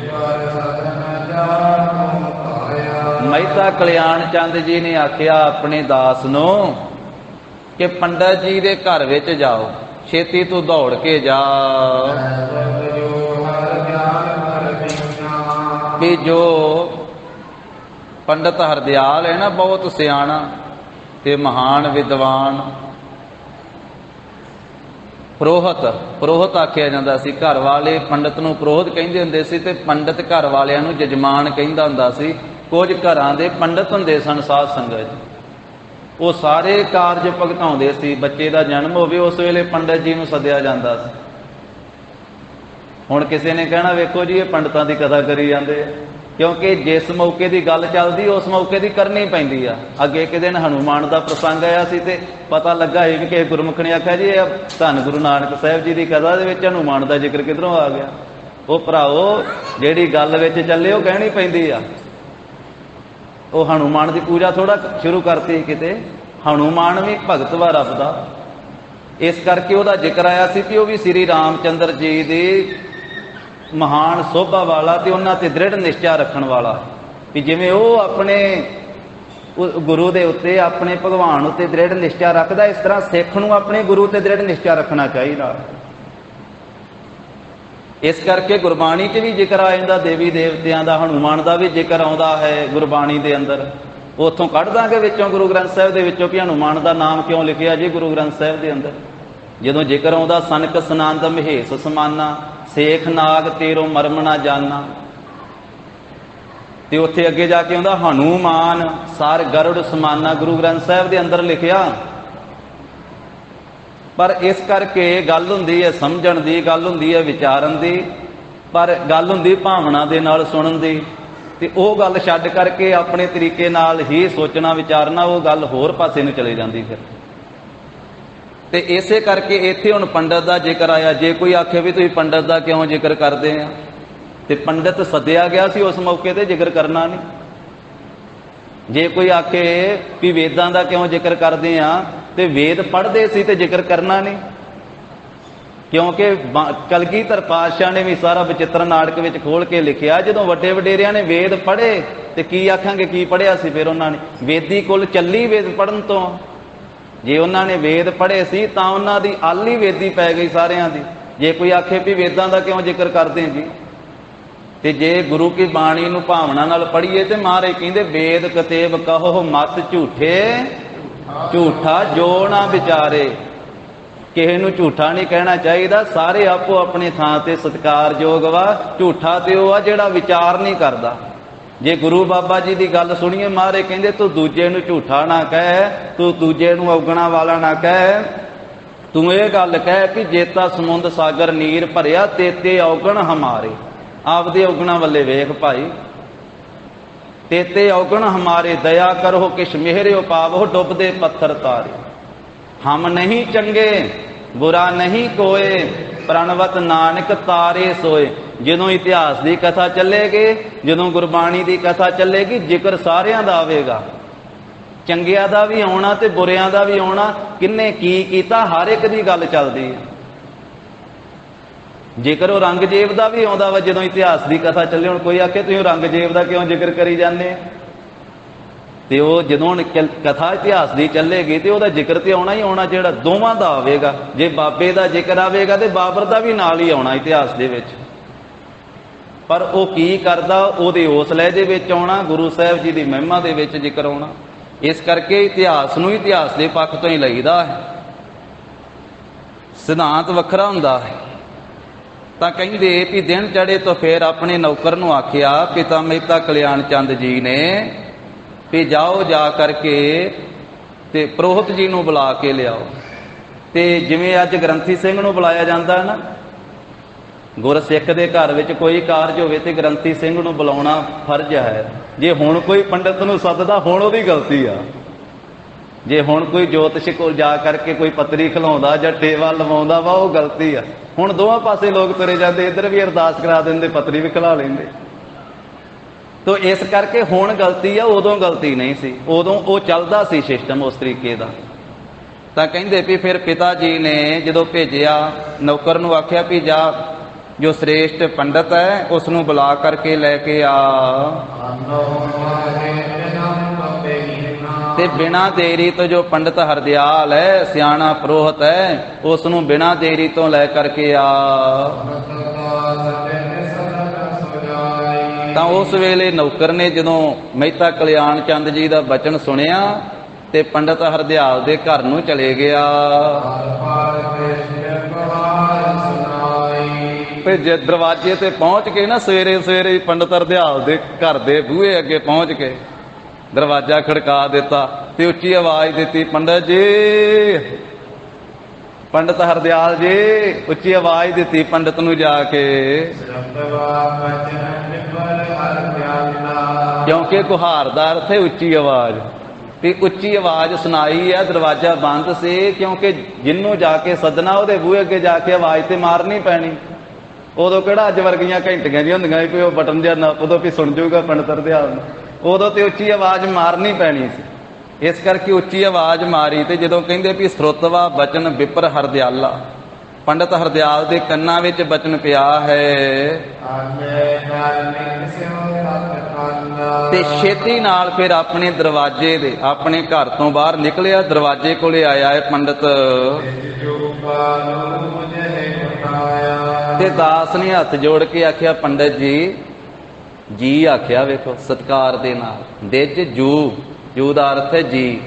ਪੰਡਤ ਜੀ, ਮੈਨੂੰ ਮਹਿਤਾ ਕਲਿਆਣ ਚੰਦ ਜੀ ਨੇ ਭੇਜਿਆ ਹੈ ਤੇ ਆਪ ਜੀ ਮਹਿਤਾ ਦੇ ਘਰ ਵਿੱਚ ਚੱਲੋ। ਮਹਿਤਾ ਕਲਿਆਣ ਚੰਦ ਜੀ ਨੇ ਆਪ ਨੂੰ ਹੁਣੇ ਹੀ ਬੁਲਾਇਆ ਹੈ, ਛੇਤੀ ਬੁਲਾਇਆ ਹੈ।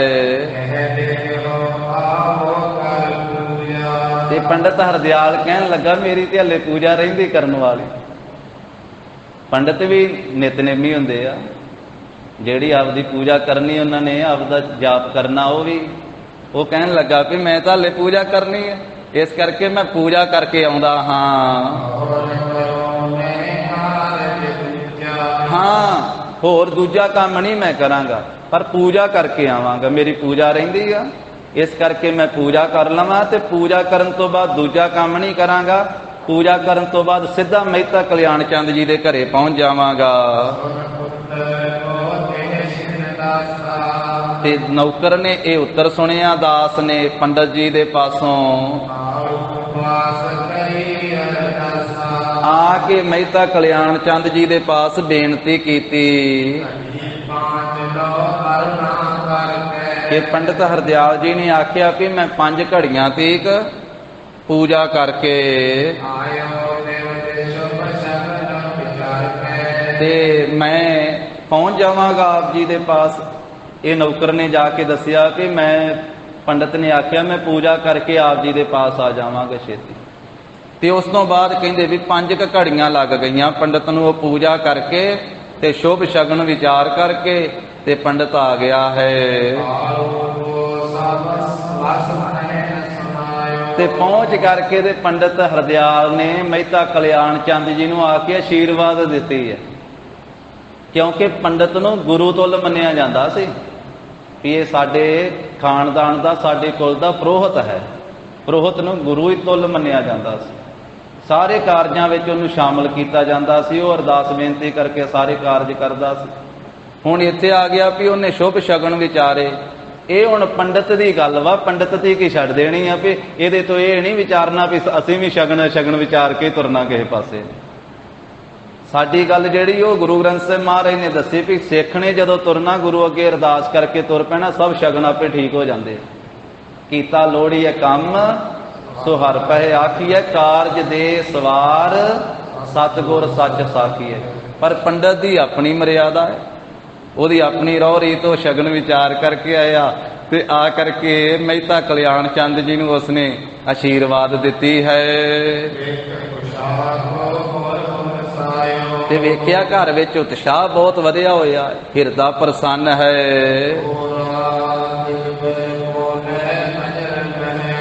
ਤੇ ਸ੍ਰੇਸ਼ਟ ਪੰਡਤ ਹਰਦਿਆਲ ਨੂੰ ਨਾਲ ਲੈ ਕਰਕੇ ਮਹਿਤਾ ਕਲਿਆਣ ਚੰਦ ਜੀ ਨੇ ਆਪਣੇ ਵਿਹੜੇ ਦੇ ਵਿੱਚ, ਜਿਹੜਾ ਬੜਾ ਖੁੱਲਾ ਵਿਹੜਾ ਸੀ, बड़े सत्कार दे नाल मंजा डाह के आसन ला के दिता कि पंडित जी इत्थे बैठो। अपने विहड़े दे विच, खुले विहड़े दे विच आसन डाह के दिता है।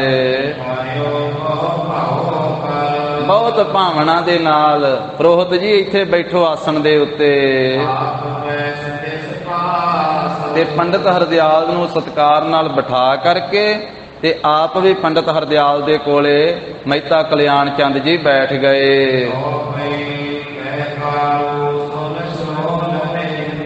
ते फिर पंडित जी नूं इस तरह चंगी तरह बिठा के फिर बेनती की भी हे श्रेष्ठ पंडित जी सुनो। गोबिंद ने परमेश्वर ने अज मेरे घर दे विच पुत्र बख्शिया। पंडित जी अज मेरे घर दे विच पुत्र पैदा होया है।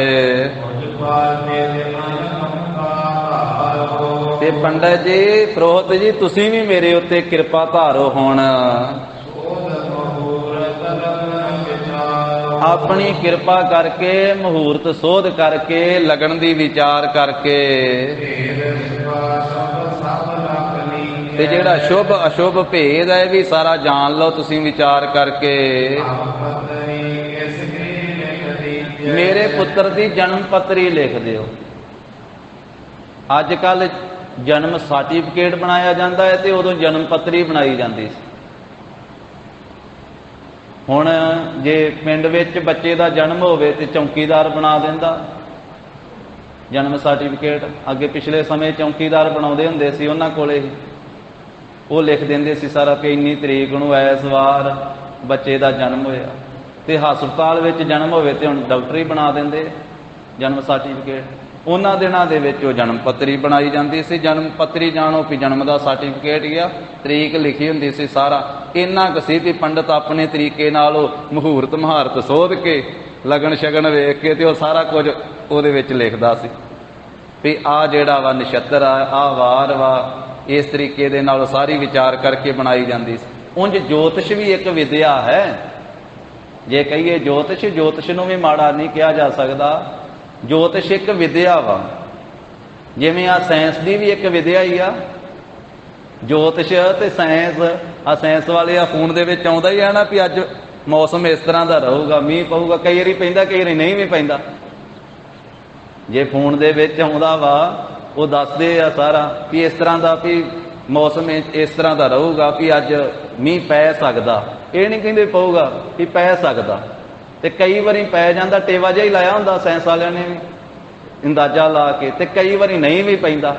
इसे तरह का एक तरह की विद्या वा ज्योतिष। ते वो भी कोई पढ़दा, हर एक ने ते पढ़ी नहीं हुंदी। बहुतियां ने ते उंज ही बाजार ते दुकानां पाईयां हुंदियां भी पत्री खलाओ जी ते राहु केतु दस दांगे तुहानूं। उन्हां ने ते अपना उंज ही खेती चलाई आ भी जिमीदार झोना कणक ला लेंदे ते ओह कहंदे आपां पत्री खोल लैंदे। कईयां ने विद्या पढ़ी नहीं हुंदी, किसे किसे ने पढ़ी हुंदी। पर गुरसिखां नूं उहदे ते यकीन रखण वास्ते सानूं नहीं आखिया महाराज साहब जी।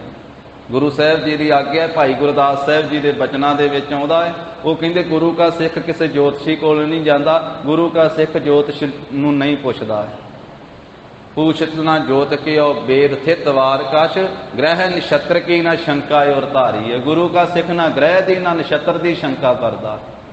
पर विद्या तो है वो, इन्नी तो गल मननी पवेगी। एक तरह की विद्या है। कोई पढ़िया हुंदा है, सारे नहीं पढ़े हुंदे। नहीं तो बहुते तो कहंदे भी राहु केतु है बैल हमारे, साढ़ सती है खेती, पत्री हमारी बड़ी शिकार न मार ले आवे खेती। वो कहंदे साडे बलद ही ये है ते साडे राहु केतु जिहड़ा ना ये साडे बलद वा। ते किसे नूं साढ़ सती कह देना तेरे ते साढ़ सती दा चलन दिया जोर। ये कहंदे साडी खेती है साढ़ सती। ते जिहड़ी पत्री खोलदे हैं इहदे नाल ही शिकार करदे हैं वड्डे वड्डे शिकारियां दा। जिन्हों दस दईए भी तेरी तो कुंडली में बहुत ज़्यादा खराबी चलन रही है, वो फिर 1100 2100 5100 दे जाता। इस करके कहते भी पत्री हमारी बड़ी शिकार न मार ले आवे छेती। ये छेती मार लिया, छेती शिकार कर लेंदी है। उंज उत्थे देंदे भी बथेरा, खुली माया दे देंदे जिन्ना वहम ज़्यादा पाया जाता। तो इस तरीके दे नाल ये तो इस तरह का हिसाब किताब है।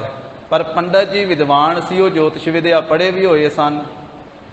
तां उन्हां नूं बेनती कीती है पंडित ਹਰਦਿਆਲ ਨੂੰ ਪਿਤਾ ਜੀ ਨੇ ਕਿ ਮੇਰੇ ਪੁੱਤਰ ਦੀ ਜਨਮ ਪੱਤਰੀ ਲਿਖ ਦਿਓ।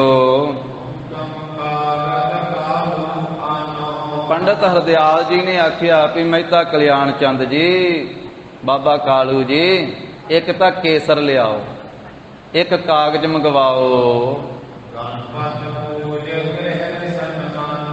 ਤੇ ਫਿਰ ਗਣਾ ਦਾ ਪਤੀ ਜੋ ਗਣੇਸ਼, ਉਹਦੀ ਮੈਂ ਪੂਜਾ ਵੀ ਕਰਨੀ ਹੈ। ਪੰਡਤ ਨੇ ਕਰਨੀ ਸੀ ਨਾ, ਕਹਿੰਦਾ ਵੀ ਉਹਨਾਂ ਦੀ ਪੂਜਾ ਕਰਾਂਗਾ, ਫਿਰ ਗ੍ਰਹਿਆਂ ਦਾ ਸਨਮਾਨ ਵੀ ਕਰਨਾ, ਤੇ ਸਮਗਰੀ ਚਾਹੀਦੀ, ਉਹ ਸਮਗਰੀ ਵੀ ਮੰਗਵਾਓ। ਫਿਰ ਬਾਲਕ ਜਿਸ ਵੇਲੇ ਹੋਇਆ ਹੈ ਨਾ, ਜਿਸ ਵੇਲੇ ਬਾਲਕ ਜਨਮਿਆ ਹੈ, ਤੇ ਕਿਹੜੀ ਆਵਾਜ਼ ਹੋਈ, ਉਹਨੇ ਬਾਲਕ ਨੇ ਕਿਹੜਾ ਸ਼ਬਦ ਬੋਲਿਆ, ਭਾਵ ਵੀ ਕਿਸ ਤਰ੍ਹਾਂ ਦਾ ਉਸ ਵੇਲੇ ਕਿਹੜੀ ਹਰਕਤ ਹੋਈ, ਕੀ ਸ਼ਬਦ ਹੋਇਆ, ਉਸ ਮੌਕੇ ਦਾ ਵੀ ਮੈਨੂੰ ਕੁਝ ਦੱਸੋ। ਮੇਰੇ ਕੰਨਾਂ ਵਿੱਚ ਉਹ ਸ਼ਬਦ ਵੀ ਸੁਣਾਓ ਕਿ ਬਾਲਕ ਉਸ ਮੌਕੇ ਰੋਇਆ ਹੈ ਜਾਂ ਚੀਕ ਮਾਰੀ ਹੈ ਜਾਂ ਕੀ ਕੀਤਾ ਹੈ ਬਾਲਕ ਨੇ, ਤੇ ਸਮਾਂ ਕਿਹੜਾ ਸੀ ਜਿਸ ਸਮੇਂ ਬਾਲਕ ਹੋਇਆ, ਉਸ ਸਮੇਂ ਬਾਰੇ ਵੀ ਮੈਨੂੰ ਦੱਸੋ।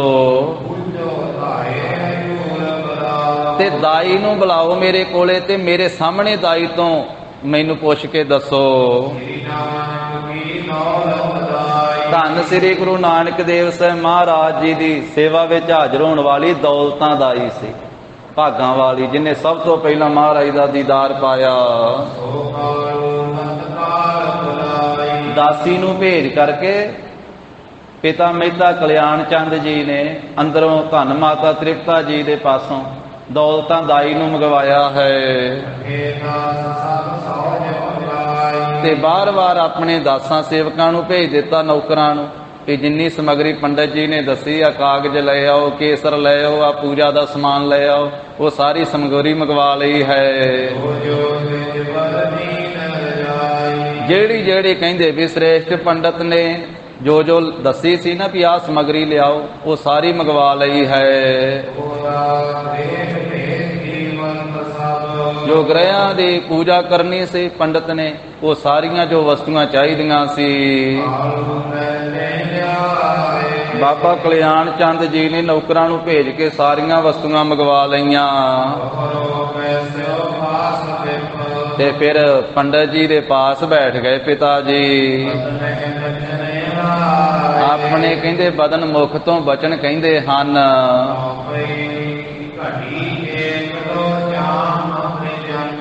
ਤੇ 2 ਪਹਿਰ ਬੀਤਣ ਤੋਂ 2 ਜਾਮ ਤ੍ਰਿਜਾਮਾ, ਇੱਕ ਘੜੀ ਉੱਤੇ ਜਿਸ ਵੇਲੇ ਕਹਿੰਦੇ ਵੀ ਰਾਤ ਬੀਤੀ ਸੀ ਨਾ, ਉਸ ਮੌਕੇ ਦੇ ਉੱਤੇ ਬਾਲਕ ਜਨਮਿਆ। 2 ਪਹਿਰਾਂ ਤੋਂ 1 ਘੜੀ ਉੱਪਰ ਤਾਂ ਪੰਡਤ ਜੀ ਪੁੱਛਣ ਲੱਗੇ ਵੀ ਆਵਾਜ਼ ਕਿਹੜੀ ਉਸ ਵੇਲੇ ਬਾਲਕ ਨੇ ਕੀਤੀ, ਕਿਹੜਾ ਸ਼ਬਦ ਲੈ ਕਰਕੇ ਬਾਲਕ ਜਨਮਿਆ। ਤੇ ਦਾਈ ਪਾਸ ਆ ਗਈ ਹੈ, ਇਸ ਕਰਕੇ ਦਾਈ ਨੂੰ ਪੁੱਛਦੇ ਆ ਵੀ ਹੇ ਦਾਈ ਦੌਲਤਾਂ, ਤੂੰ ਦੱਸ ਵੀ ਕਿਹੜੀ ਆਵਾਜ਼ ਬਾਲਕ ਨੇ ਲਈ ਸੀ।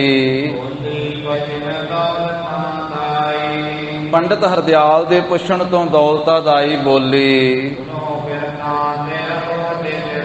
हे श्रेष्ठ पंडित जी, पुरोहित जी, सारा ही वृतांत मैं दसदी हाँ, सुनो। मेरे हत्थां विच बहुत बालक जन्मे, क्योंकि मेरा किता ही ये है, मैं दाई दी सेवा करदी हाँ। पर जेड़ा इस बालक दे जन्म समय अचरज कौतक होया है, इहो जिहा कौतक कदे नहीं मैं वेखिया। जिवें वड्डे आदमी हस के एक दूजे नूं मिलदे हन, इसे तरह इस बालक ने भले शब्द कीते। जदों इस बालक दा जन्म होया ते खिड़खड़ा के हस रहा सी, ये मुस्कुरा रहा सी। मैं ते हैरान हो गई भी इस बालक नूं खुशी कादी है, ये किवें हस रहा सी। बाकी सारे बच्चे मेरे हत्थां विच जिन्हां जिन्हां दे जन्म होए, जन्म तो बाद रोंदे सन। वो पता क्यों रोंदे सी? बंदा पता क्यों रोंदा जदों जन्म हुंदा? ठीक है, जन्म दी तां पीड़ हुंदी है इसनूं, जन्म का भी दुख है। असल च इंसान कर्मां दे बद्धे आउंदे, ਜਿਹੋ ਦੇ कर्म कीते उन्हां कर्मां दे बंधन विच बद्धे होए रोंदे आउंदे। पुठे लटकदे गर्भ दे विच मुख तले पैर उपरे वसंदो कोथड़े थाए। ते महाराज साहब जी कोई कर्मां दे वजह थोड़ा है, ते कर्मां नूं मेटण वाले आए। इन्हां ने तां ਜਿਹਦੇ ਜਿਹਦੇ ते दृष्टि पा देनी, उन्हां दे सब कर्मां दे रेखां मेट देणीਆਂ ते उन्हां नूं राक्षां तो भी देवते बना देना। वो दौलतां दा ही कहंदी है भी ये अश्चर्य जी भी इन्हां ने ऐसे शब्द कीते जिवें वड्डे आदमी हस के मिलदे हन। फिर इन्हां दे शुभ अंगां दे विच बालक दे शुभ लक्षण हन। बाकी बच्चियां बाकी आदमियां वर्गा ये बालक नहीं है।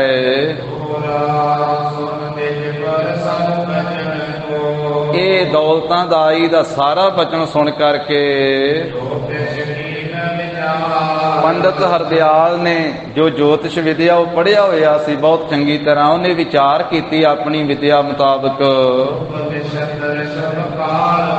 भी अज नक्षत्र भी शुभ है, समा भी शुभ है, पूर्णमाशी का पुरब का दिन है,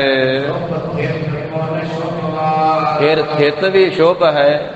ये 15वीं थित चानना पक पुन्निया दी रात अमृत वेला, ते फिर वार भी शुभ है। हुण सोचन लग पिया, विचारन लग पिया कि भले लगन दे विच बालक जन्मिया है। दुख कहंदे हन पंडित नूं। पंडित हरदयाल ने विचार की बहुत ही अपने मन दे विच माणी मन विच सोचदा भी ये कोई आम सुधारण बालक नहीं प्रगटिया मेहता कल्याण चंद दे घरे। ये बालक कोई अवतारी महापुरख है। ये बाबा कालू जी दे मेहता कल्याण चंद जी दे वड्डे भाग ही होणगे। इन्हां दे घर दे विच कोई ये महान अवतारी महापुरख प्रगट होया। कौन हो सकता है? फिर अपने मन विच विचार करदा है भी ये जां श्री ब्रह्मा जी होणगे, जां श्री विष्णु जी होणगे, जां शिव जी होणगे। इस तरह के कहिंदे भी लक्षण प्रतीत हुंदे आ। जिन्नी कि जिथों तक उहदी समझ जांदी सी, उहदी विद्या जांदी सी, उहने अपने मत मुताबिक सब तो वड्डे 3 देवते मन्ने जांदे, उन्हां तिन्नां दी विचार कीती भी इन्हां तिन्नां चों कोई होऊगा। पर वो की जाने भी इन्हां तिन्नां तो भी उपर इन्हां नूं पैदा करन वाला आ गया, इन्हां तिन्नां तो भी उत्ते, जिहदे एक एक रोम दे विच करोड़ां ब्रह्मांड वसदे आ। भाई गुरदास साहब जी ने आख्या, रोम रोम कोट ब्रह्मांड को निवास जास, मानस अवतार धार दर्श दिखाए हैं।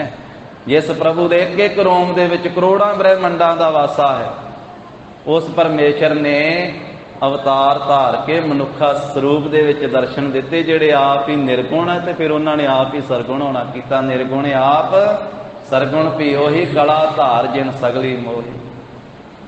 आद निरंजन है गुर नानक, आद निरंजन है गुर नानक,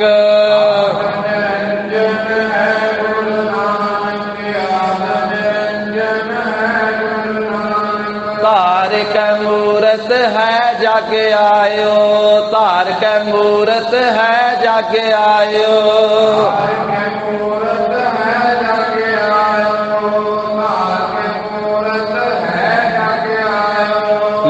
सुनियो पर लोक सुनियो, लोक सुनियो पर लोक सुनियो,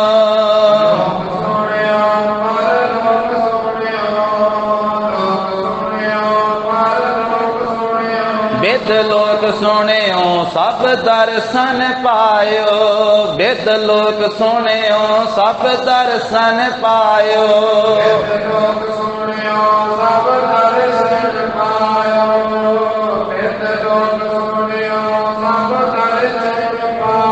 संगत पारे उतारन का, संगत पारे उतारन का, संगत पारे उतारन का, संगत पारे उतारन का। गुरु नानक साहिब पंथ चलायो, गुरु नानक साहिब पंथ चलायो, गुरु नानक साहिब पंथ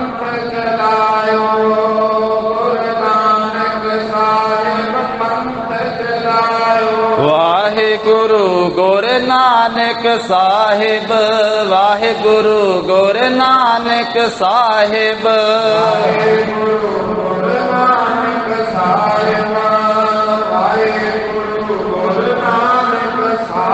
धार कै मूरत है जागे आयो, धार कै मूरत है जागे आयो।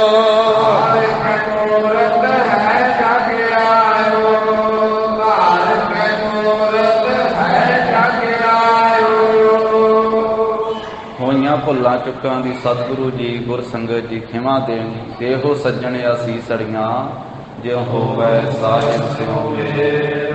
हे गोविंद हे गोपाल हे दयाल लाल, प्राणनाथ अनाथ सखे दीन दर्द निवार। हे समरथ अगम पूरन मोहे मया, अंधकूप महाभयान नानक पारे उत्तम। आए प्रभ शरणागति कृपा निध दयाल, एक अक्षर हर मन बसत नानक। कथा निता प्रत होत है सुनहो सिंह सुजान। नानक गुर गोबिंद सिंह जी सदा करे, नानक गुर गोबिंद सिंह जी सदा करे। वाहिगुरु जी का खालसा, वाहिगुरु जी की फतेह। सत श्री अकाल। वाहिगुरु जी का खालसा, वाहिगुरु जी की फतेह।